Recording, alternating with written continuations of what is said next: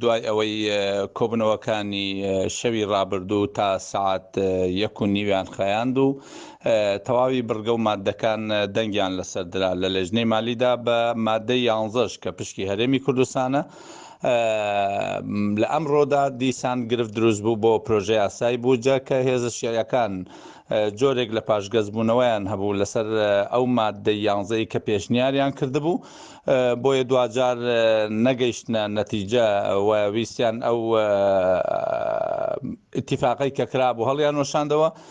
دوجار سەرۆکایەتی پەرلەمان بڕیاری تەجیلکردنی بڕیاردان دەنگدان لەسەر قانونی موازنەیدا بۆ 27 مانگ. ئەمە لە کاتێکدایە کە هەندێک لە لایەنەکان ئەویان بەستوەتەوە بە حەلکردنی پەرلەمان بۆ 9 دەی داهاتوو، بۆیە ئێستا کۆبنەوەکان دواخرێن تا 27 مانگ کە ئەو کاتە تاوتوێی تازە کرێەوە لەوانەیە پێویستی بە مناقەشاتی تازە بێت لەسەر پرۆژە یاساکە.